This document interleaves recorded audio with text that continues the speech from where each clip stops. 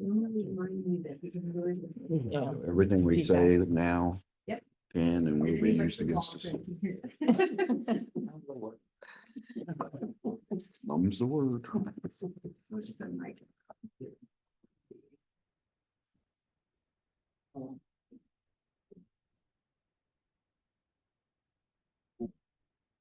Okay, since your audio's on, I'm gonna leave mine off, Mhm. because if not, then they will try to. Yeah.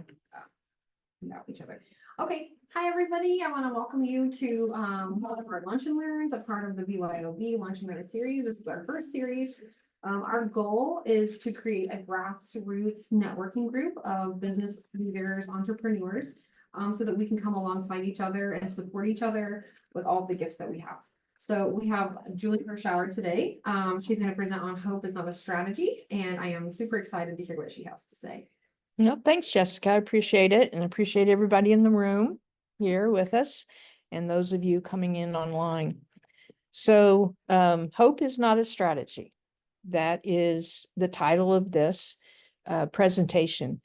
I have worked with business owners now for 26 years, and it is amazing to me that how many times I'll hear people say, well, I hope it works. Well, hope's not a strategy.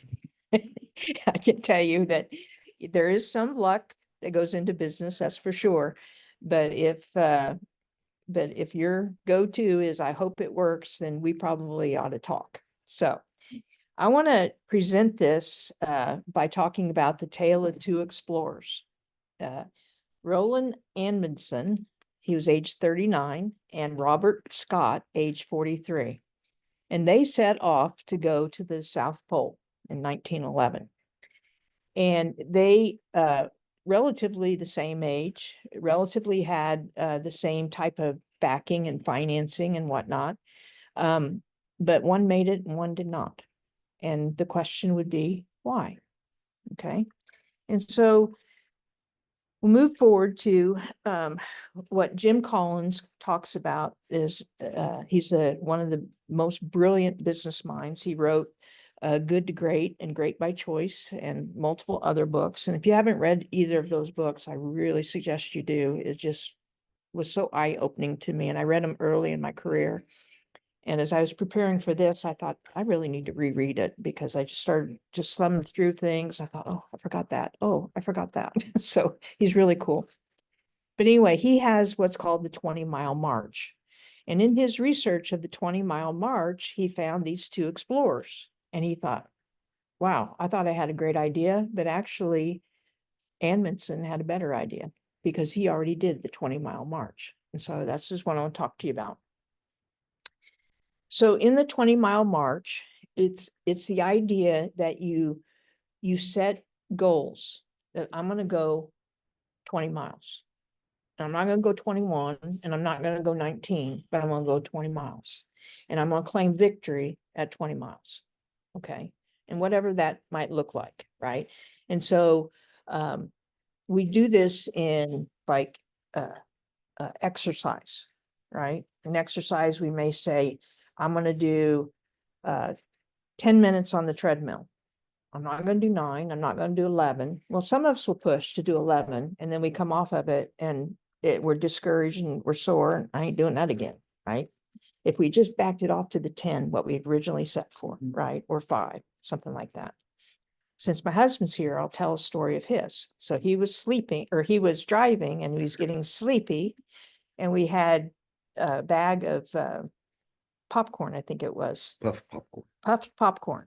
And so he ate one puffed popcorn at every 1 mile mark. That helped him keep on course, right? But it's the same idea. It's what the 20-mile march is about. Okay. But in order to do a 20-mile march, you need to have all these shuns in it. You got to have some education. You got to have some preparation. You got to have some anticipation. You have to have organization. You have to have implementation. And when you do, you'll have elation. Okay. So let's talk about our two explorers. Amundsen, for his education, this is what he did. He thought, who already survives in these cold, cold, cold temperatures. Eskimos. And so he went and he hung out with the Eskimos and he trained with them and he lived with them and he saw the things that they did. And how did they survive in these desolate, cold terrains? And what he learned is that number one, they used dogs to pull sleds. They never hurried.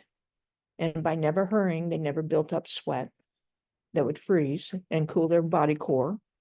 And they always wore very loose clothing, lots of layers that would pull that sweat and evaporate quickly. That's what he learned from them. Scott, however, thought, you know what, I'm a smart guy and I know how to do things. And this is a race. And so I'm planning to use horses and motorized sleds. That made sense. Those go faster, right? And so that was the educational difference between the two men. And when you look at that, you would think, well, probably Scott was the winner of this. Not going to tell you yet. Then we move into preparation. So what was the difference between the two men? Well, Edmondson, he prepared by taking long journeys. So he actually rode his bike 2,000 miles. Where Scott said, this is a race and I'm going to enter into short races. So, I mean, this is the tortoise and the hare right here, right? And so Edmondson, he and his crew, they would enter things that would create just a lot of core strength and a lot of longevity, mental longevity to get through marathons, basically. Okay. Scott did the opposite. His crew did the opposite. Then we have the anticipation part of this. So the anticipation part is that Amundsen thought, okay, I'm going to be in these extreme temperatures. And I know that from the Eskimos that they use dogs. And so therefore I'm going to use dogs. And I'm anticipating that if we run out of food, this is dog lovers, I'm sorry, but if we run out of food, we can kill the dogs, the weakest dogs, and feed them to the stronger dogs to get us forward, right? Well, Scott, he didn't anticipate that in his horses. Horses don't eat meat. How is he going to feed his horses on this way? He hadn't thought about that. He also did not anticipate the fact that horses sweat. Their humps, I guess, sweat. And so that sweat now created an environment for frostbite. And as the horses were tethered to the poles, they're standing, sheets of ice would form on them. Whereas the dogs would lay down, cuddle down, and be on top of one another and protect each other from it. Make sense? So the anticipation helped one over the other. Organization. What happened there? Well, in organization, as Edmondson's group was heading to the South Pole, along the way, he would create these supply depots. So he would drop off supplies for the journey back. Okay. Going to the supply depot, he would place black flags every few kilometers. I think it was 10 kilometers along the way, all the way leading up to it and drop the supplies off and 10 kilometers out. And where he put the supplies, then he put a black flag on top of a really high pole. So, why would he do that? Well, because on the return trip, he didn't want to carry all the supplies to the South Pole and all the supplies coming back. He anticipated, his organization was, I need this amount of supplies for my way back. I don't need to carry them. But if I don't put these mile markers here, I could be off by 1 degree and never get to my supplies. Right? Smart guy. Scott, on the other hand, he said, okay, I don't want to carry all these supplies to the South Pole. Therefore, what I'll do is I'm going to put supplies right here for our journey back. And he put one singular flag. He just anticipated that he's going to find that spot. I mean, I've been there once. Why can't I do it again?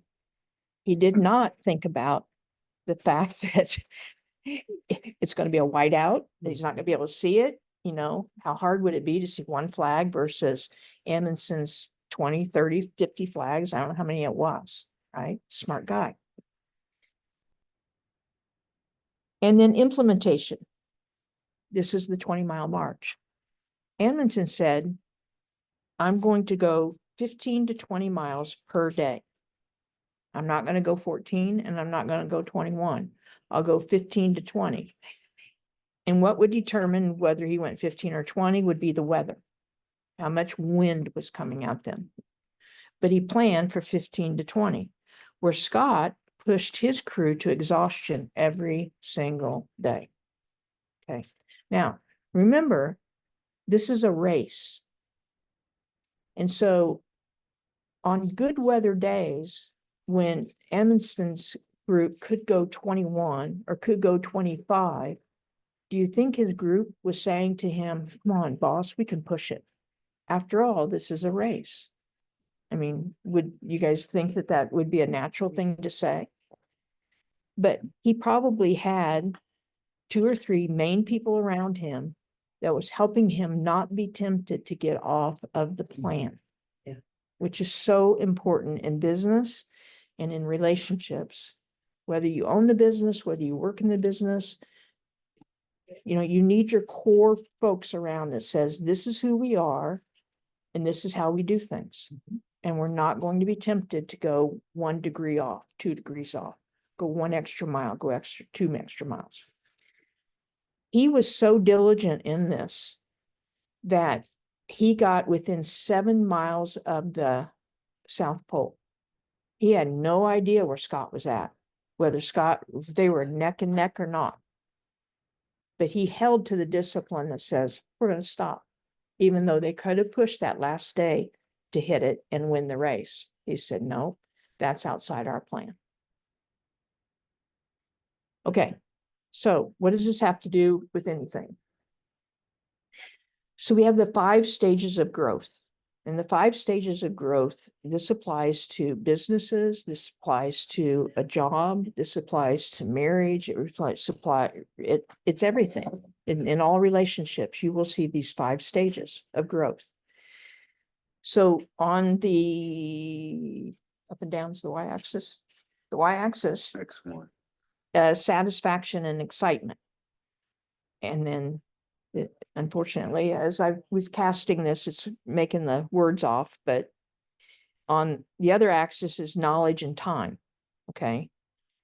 So when a person starts a business, or when a person starts a job, or in marriage, we call it the honeymoon period, there's high excitement, there's high satisfaction, but there's very little knowledge.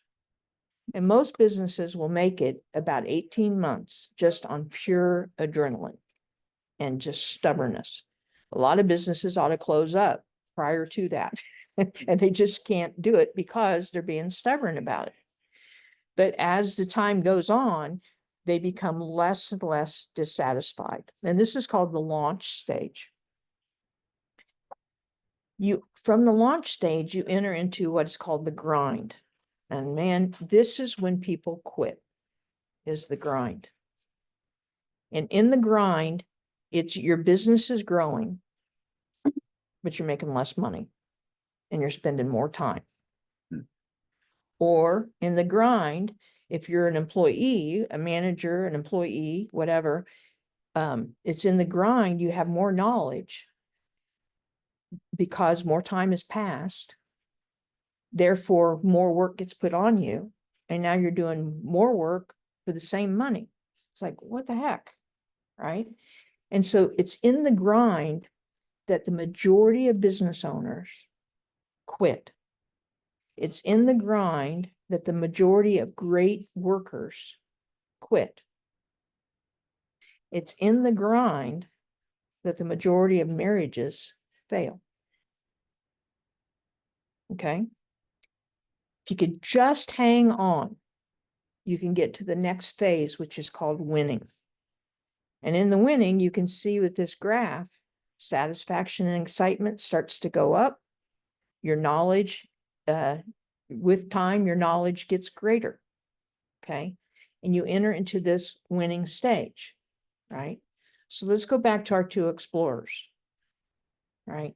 In the launch stage, Scott's crew, they drove, right? We're gonna hike to exhaustion, right? Within 5 days, their motorized sleds died because of they didn't anticipate the cold and the motors weren't working. Within 10 to 15 days, all the horses were dead. The ponies were dead. And so they entered into the grind very quickly because all of a sudden they are pulling the sleds. Human men are pulling these heavy sleds through the snow. They're in the grind. And do you think their satisfaction and excitement was at, you think there may be some fighting happening and some whiskey been drinking and questioning leadership, right? Right. Whereas for the other team, Edmondson's team, the excitement, the satisfaction were happening. They went through the same grind. The dogs are pulling, but it's still really difficult to do. But they're not at exhaustion because they followed the system of 15 to 20 miles a day. And so at 13, when they hit the wall, they go, we only got 2 more guys. We only got 2 more to go. We only got 2 more to go. That was their system, right? They dropped off supplies. They put the flags in. People could see progress. That was their system. Okay. And so both teams eventually entered into the winning stage. But what happens in business? In business, you churn between the grind and winning. So the businesses that will make it through the grind and they hit into the winning, they'll plateau. And they'll say, I never want to go back there again. And so they choose not to grow their businesses, right? And you can't do that. I coached a business that they had a 90% customer retention rate. What does that mean? That means you got to grow by at least 10% to maintain. And so if you and your business don't know what your retention rate is, you have no target of growth just to maintain where you're at currently. You got to know these things. That's the knowledge portion of all of this, right? And so let's say you continue, you go to winning and you say, okay, we're going to ready to grow into our next phase. You're going to go back into the grind. But the measurement of success is, did the grind last as long? It shouldn't. Because you've created all your systems and you're following all of your systems, and that will push you back into winning. So again, with the Scott team, they stayed in the grind. I don't know that they may have had moments of winning, but then they were pushed back into the grind, right? But the Edmonton team, they got through the grind, they made the 20-mile march, they rested, their spirits were high, they were winning. They woke up the next morning and they say, okay, we're going to go back into the grind again. And we're going to do another 20 miles. It's the 20-mile march. Is this making sense to you guys? Mm-hmm. Yeah. To reduce the length of this cycle, grind to winning, you got to have all the shuns that we talked about to begin with. You got to know what your systems are. You got to know what's coming ahead. That's the anticipation, right? You have to prepare your mind and your organization. You got to say to your group, okay, we're going to start growing again and it's going to get difficult, but this is why we're doing it. And this is what the other side looks like here. Where we're at. Right, where your guys are at. Right. at the That's end. right. You're in the grind. We are. Yeah.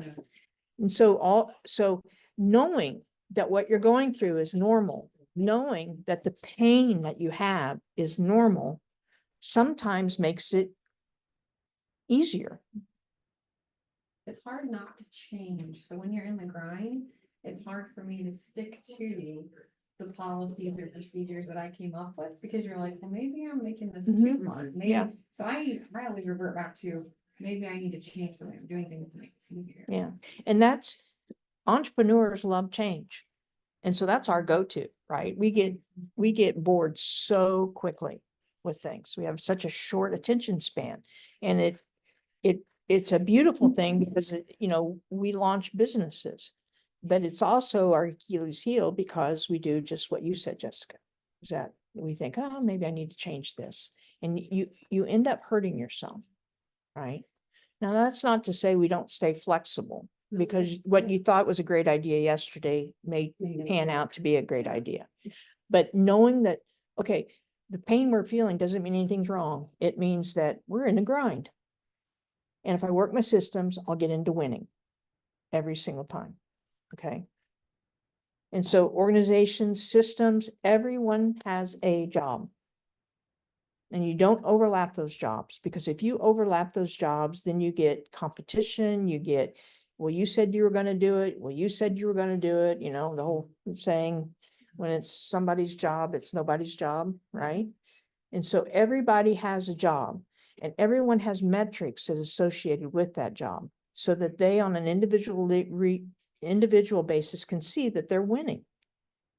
And you as management can see, they're not winning. I need to come help them. I need to come alongside of them.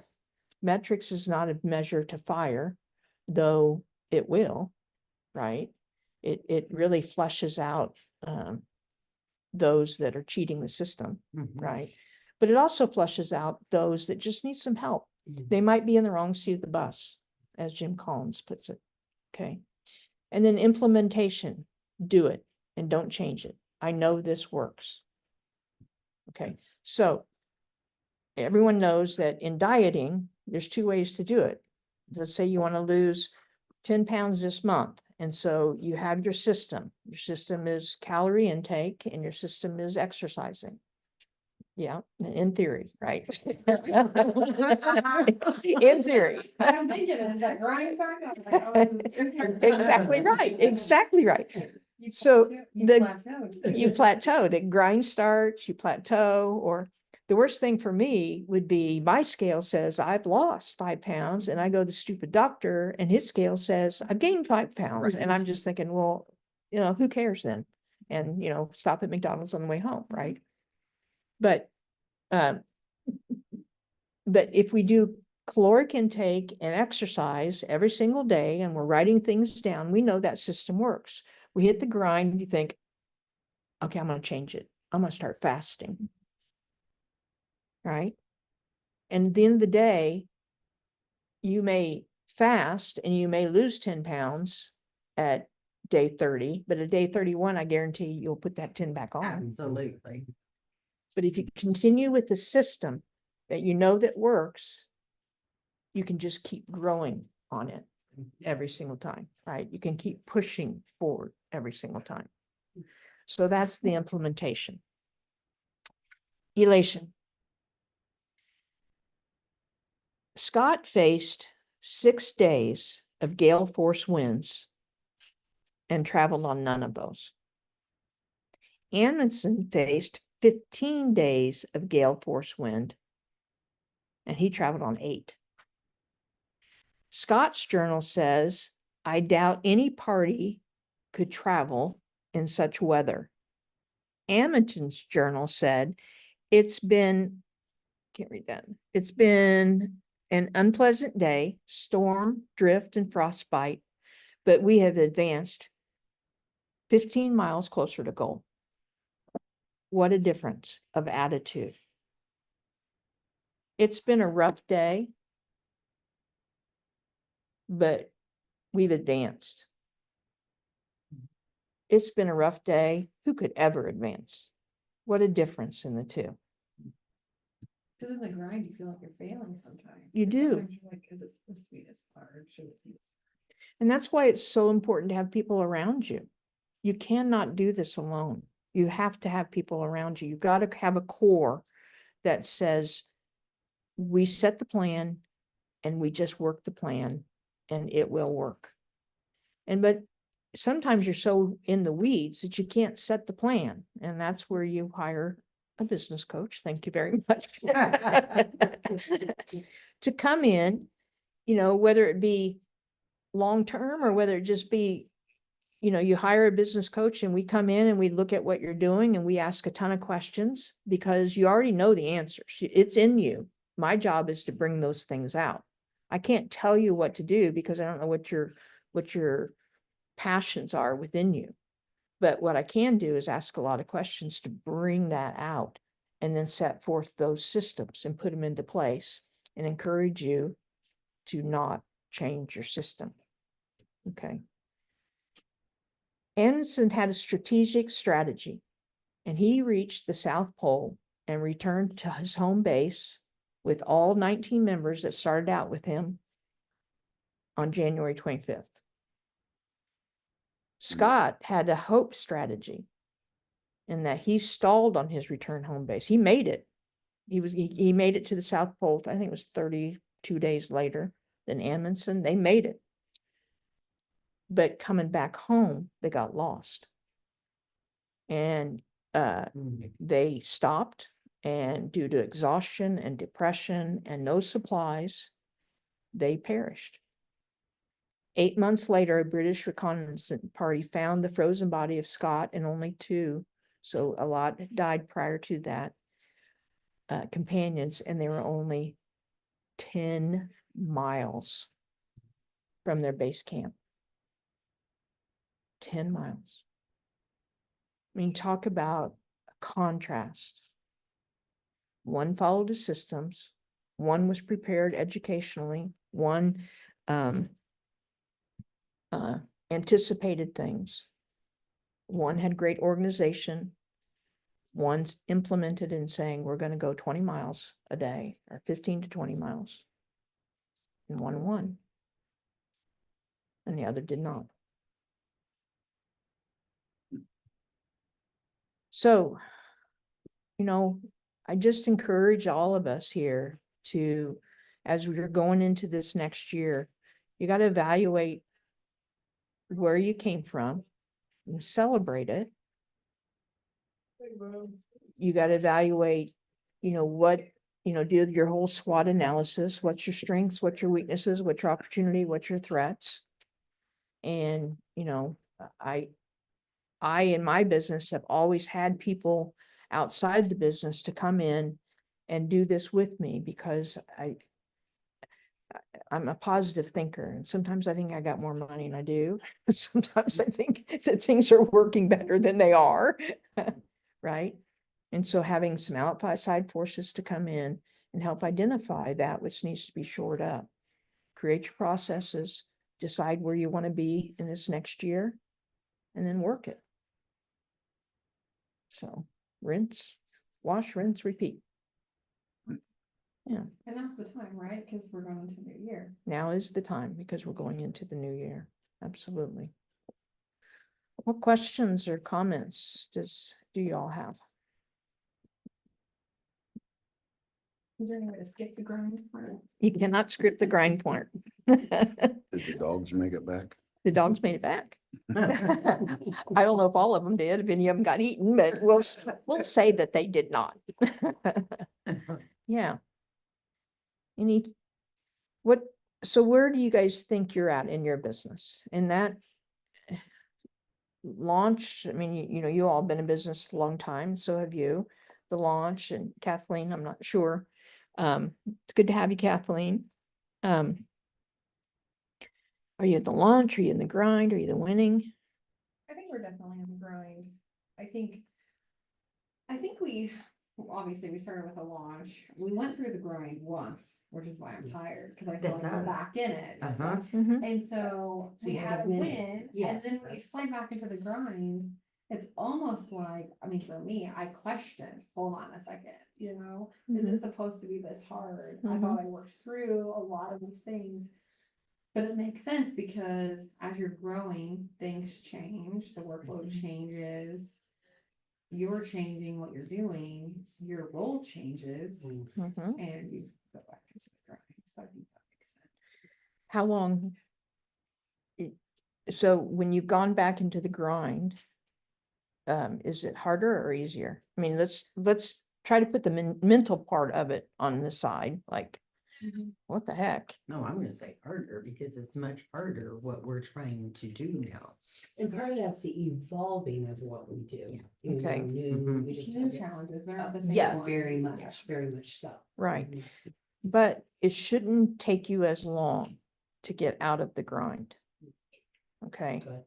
because you've learned so much, right? Your knowledge base through time has gotten greater. And you have more confidence in yourself, frankly. Okay, we made it through this, right? But, you know, your anticipation, being able to see around the corner as entrepreneurs, as business owners, as business managers, that should be increasing with time too, because your knowledge base is increased. So your ability to anticipate, right? And the only thing that I can think of in recent history, in my lifetime, that we could not have anticipated was COVID, the pandemic, Yeah. right? Yeah. It's really the only thing.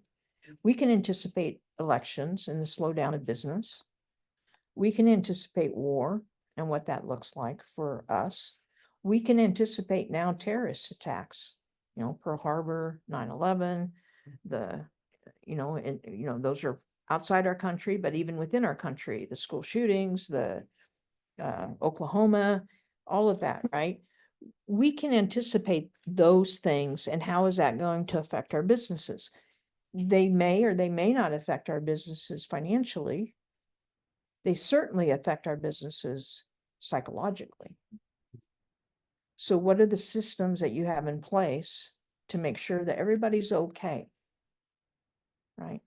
What are the systems that you have in place as we move into this election? Because business is going to stall right now, right? Nobody's going to make any decisions right now. It's just the nature of the beast. And so hopefully, if you know that, you're not going to try to change anything. I just need to wait. I just need to wait, get past November, right? There, no matter who wins, business will pick right back up. Our strategies might change from a tax perspective. The business will pick back up. People will start buying again. They will, because history has shown us that to be true. So work your systems, anticipate things. Don't be afraid of the grind. Because when you get into that winning and you start growing your business, you're creating layers between you and the front line, right? And so your businesses will always go from the grind to winning, grind to winning, grind to winning, back and forth, back and forth. But how does it affect you as a person? Well, with each time that you hit this next plateau, you've put more people between you and the grind and winning, grind and winning, grind and winning, where you yourself are now in the zone. And then what happens next is the goodbye, because as entrepreneurs, we're no longer challenged. And so then we hit to the goodbye, and that's when we sell our businesses. And then you start all over again. Talk about crazy. The balance definitely changes though. It does. In the grind, because when we first started, we had the launch in the grind, but it's funny because we had some winning and now I feel like we're back in the grind, but my perspective is different. Because like you said, what the processes that we had in place originally worked to get us to where we are. And so that's what I keep telling myself. We just have to not change the processes. Yeah. I like to tweak things if I don't think they're working, but then I think that creates a lot of unnecessary, I don't know, I feel like you kind of backslide a little bit, right? Because then because I drive you crazy with it. Yeah. But then you have to learn the new processes. Mhm. You know, I think with us too in our business is that it's forever changing. The way we do our process, the way we do business, because it's government ran, they control on, how we're reimbursed, who reimburses us. And in July, we had one of the biggest healthcare changes ever, home care. And it's funny being in the grind, but yet when yesterday, seeing everything and, Mhm. okay, this is the direction it's had to take us, because we could have stayed PSA and non-medical and everything. But the business wouldn't have succeeded in that sense. This was like a forced to, you have to Mhm. grow kind of thing. Mhm. And so, Well, and that's true in every business, whether it be Mhm. healthcare, mhm, you know, the clientele becomes different in other businesses and the economy pushes that Yeah. for other Right. businesses. For you Yeah. guys, the government the pushed it, government, yeah, pushed yeah, it. yeah, But your basic systems are the same, right? yeah. We got to get people that we need to take care of, and we got to have people to take care of those people. Right, right. And we got to have a system of payroll, and we got to have a system of checks and balances. Right. So your basic systems are there, Mhm. right? Now, and they'll always be there, right? And they may tweak as technology gets better, right? You may, for us in the janitorial business years ago, it was, you get to your job site, you would page us, and everybody get to their job site about 6:30, and our pager would go off like, "Bah, bah, bah, bah, bah," right? In the beginning, when we were in the launch, the kids would all be dancing around and making money, we're making money. That lasted all about like 2 or 3 days, like, oh my gosh, would that pager ever stop going off, right?